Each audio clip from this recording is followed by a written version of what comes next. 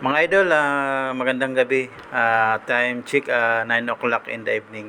So, stop over muna tayo. Ipakita ko lang yung nilagay nating auxiliary lights. Yan. Yan po yung sinasabing karagdagang ilaw natin. Kasi ang pinaka-purpose nito, maging visible tayo sa dinadaanan natin. So, ipakita ko lang. Baba muna tayo. So, yan, white color. So, bali dalawang color siya. So, at least makikita tayo masyado sa daan.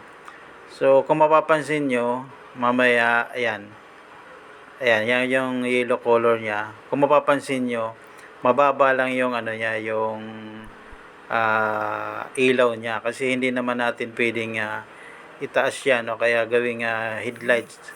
Kasi makakasilaw tayo sa ating mga kapwa motorista. So, talagang ano lang siya, dagdag ilaw lang para maging visible tayo, lalo-lalo na pag gabi. So, ayan. So, yan idol na mga kamoto, mura lang naman yan sa online. So, yan yung yellow color niya. Kung titingnan nyo, mababa lang siya. So, nabili ko lang yan online. So, murang-mura lang. Nasa 700 plus lang.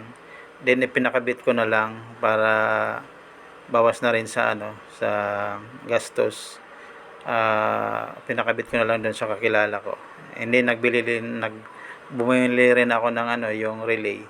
So, para maganda yung pasok ng kuryente. So, yan lang mga kamoto.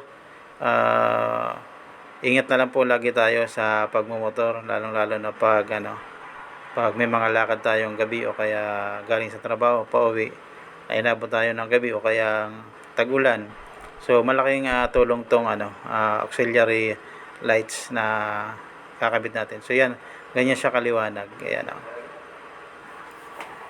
So yan mga kamoto, mga idol, mababa lang talaga yung yung ilaw natin para hindi tayo makakasilaw. So as of now, palabas na tayo ng ng Pulangi. Dito tayo shortcut, hindi na tayo tadaan ng Ligaw, ng crossing ng Ligaw. So talagang maliwanag naman at malaking tulong sa katulad natin nagbibiyahe. So maraming salamat at ingat na lang po tayo lagi sa pagmomotor.